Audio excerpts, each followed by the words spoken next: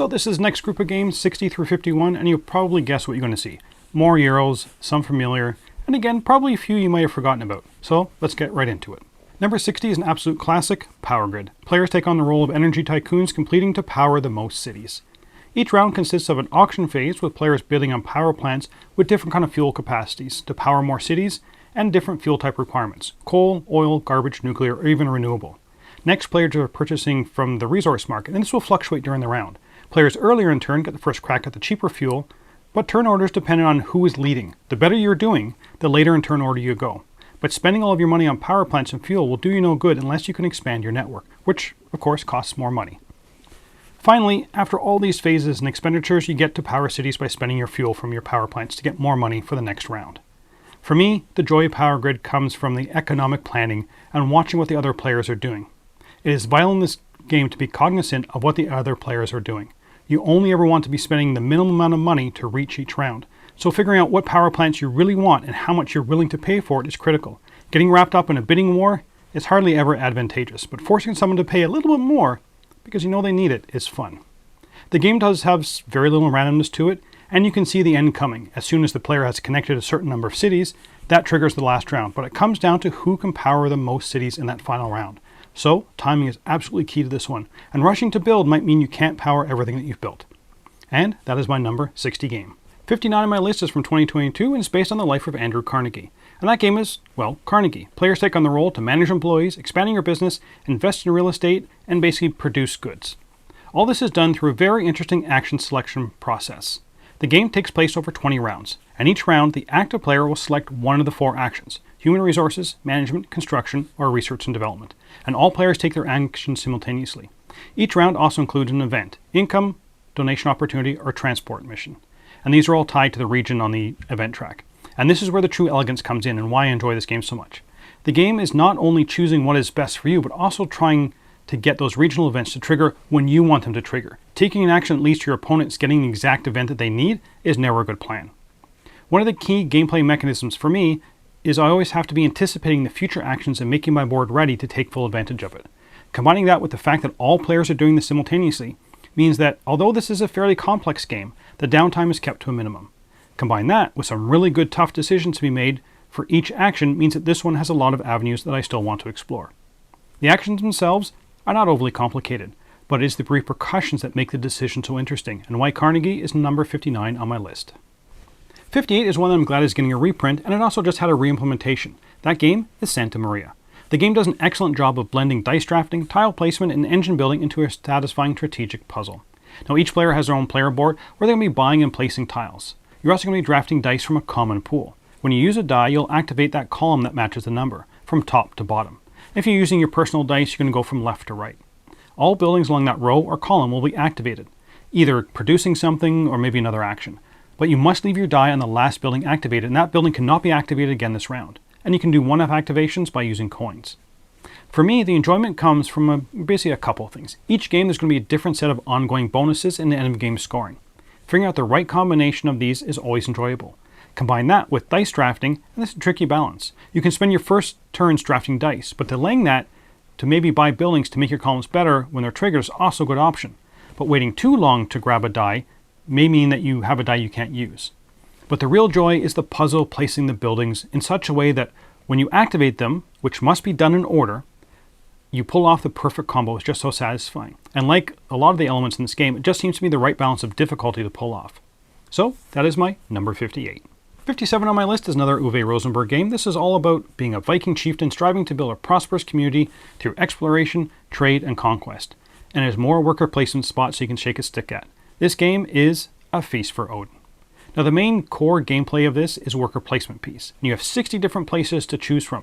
But to be fair, many of them are variations or identical to stuff that's already on the list, but you're going to be hunting, crafting, pillaging, and trading. The second main piece of the game is the polynomial style tile placement. During the game, you're going to be crafting items to fill up your board, in essence covering up negative points, while leaving some spaces open when you do the income. You can go out to explore new islands to open up more opportunities to place tiles to gain greater rewards. But they also have penalties to match. Like a lot of Rosenberg's games, there is an element of feeding your people, but this game finds that good balance. You do have to feed them, but often it's fairly easy to get the correct food to feed your hungry Vikings. Now the main reason why this is on my list is because there are multiple ways to get points. I've not found the perfect strategy. Each time I play, I'm trying something slightly different to some degree. It's an enjoyable puzzle that keeps me coming back to see if I can do better, which is always a plus for me and why it's my number 57 on my list. Number 56 is called Kashgar, Merchants of the Silk Road. For me, this game all comes down to the engine building and kind of a deck builder. The theme is pretty shaky for this one. It's all about trading spices along the Silk Road between Asia and Europe, but the core mechanism is what has this game on my list. On your turn, you can do one action, choosing from one of the top 3 cards of your 3 families. After activating the card, you move the card to the end of that line of that family, if you choose to keep it. Or you can discard the card from your caravan for its parting action. Some cards are better with a lot more cards in that family stack, but it means it takes longer to cycle through those cards. Through these actions, you can acquire more goods, which will be spent to make deliveries from the middle of the table. They are a first come, first serve type of thing. There's also a card action that allows you to add new cards. Each caravan has a matriarch and a patriarch double-sided card, and flips each time you use it, either drawing cards from the deck or the discard to add to your caravan. And it's this main mechanism of managing your caravan which will change with every play. And it's a race to 25 points, which is also compelling that it keeps this game on my list at number 56. Next is number 55, and this game is Village. You guide your multi-generational family through the life in a medieval village. The game consists of taking a cube from one of the action spots on the board and taking that action. Often these action spaces are multifold, so taking a cube from the farm section means you could either harvest grain or train a farmer or use a farmer. The cubes are randomized each round and at different action spots and can be used for various things during the game, like crafting, trading at the market, or activating special effects for fulfilling conditions. Getting the right mix of cubes can be important as the game progresses. Looking at what actions are available and which cubes you want to take is critical. If you really want a cube of a certain color, but it's not an ideal action, is it still worth taking that action? Although that sounds like a lot of Euros, what sets this game apart is the time aspect. Each action you do takes a certain amount of time, and when your marker passes a certain threshold, one of your eldest family members dies. But death in the village should be part of your strategy. Getting your deceased family members into the village chronicle will score you points. So planning the deaths to maximize your points and open up room for your younger generation needs to be part of your strategic planning. This is a relatively thematic Euro, sort of, that tells a good story during the game and ends up being my number 55 game. Number 54 is another game set in the Old West and at the very start of the Californian gold rush in 1849. You take on the role of a pioneer coming to Coloma, the fastest growing boomtown in the country. You're here to make a name for yourself through the prospecting for gold, recruiting workers, rustling up horses, and establishing a business. You'll also want to be able to explore the countryside. The game combines simultaneous action selection and a rondel. Each round the players will select a card from their hand for an action corresponding to a section on the board. If multiple people go to the same action, it's a bust and all players can only do the weaker action. If you're the only player to take an action, you'll hopefully get the boom action. After each player has gone, the board rotates and slightly changes the layout of these actions for the next round. I always love games like this where you're trying to get into the heads of the other players. It looks like me and Jack are going for the same thing, so do I risk playing this action thinking that he'll change, or does he think that I'm not going to do it? The game also has a piece of semi-cooperation in it, and it's kind of slight. At the end of each day, the bandits will come to attack the town. If all players have contributed enough workers to fend them off, the players will get bonuses based on who contributed the most.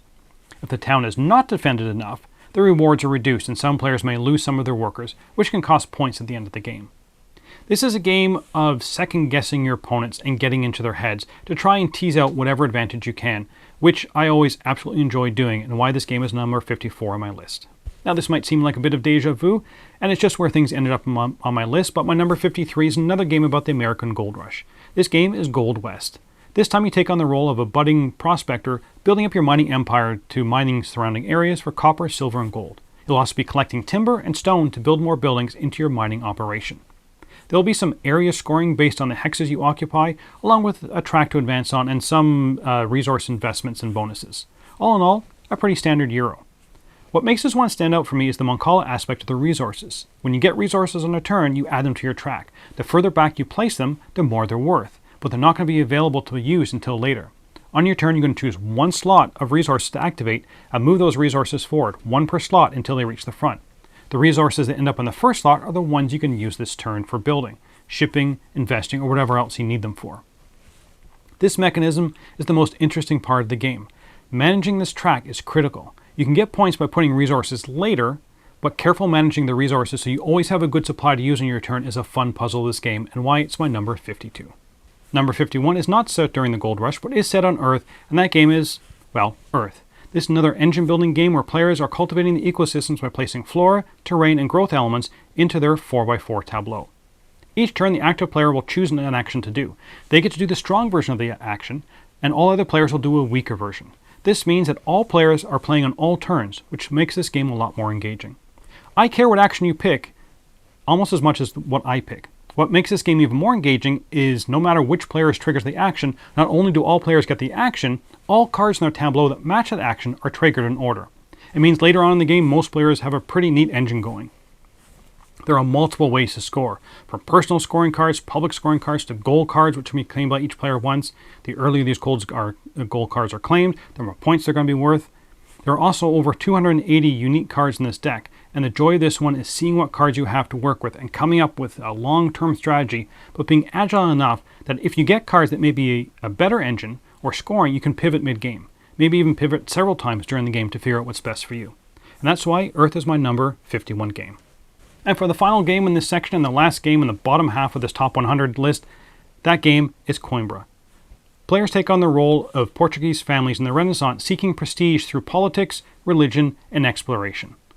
The key mechanism in this one, and the reason why it's on my list, is kind of the dice drafting piece of this. Each round, players will be drafting dice, which come in 5 different colors. Players will choose the dice in order. The colors will determine which influence track you're going to gain income from later. The value determines the turn order for acquiring cards, but also the cost to buy them. After drafting, you'll be placing them in one of the 4 city areas. Then, in each area, the dice are resolved in descending order of value. Higher value dice act first, but pay a higher cost. Lower value dice may have fewer choices, and maybe even consolidation rewards instead of cards. The dice drafting is not just about luck. It is a layered decision-making puzzle. Each die you choose influences your economy, your turn order, and your scoring potential. The rest of the game is a good, solid, standard Euro with various tracks, but it's that dice mechanism that has this game at my number 51. So there it is, the last of my bottom half of my top 100 list. The next 50 will continue this trend. More Euros you know what to do with. You'll see more Felds, more Splotters, some new, some old, but all will be some flavor of Euros. So until next time, thanks for watching.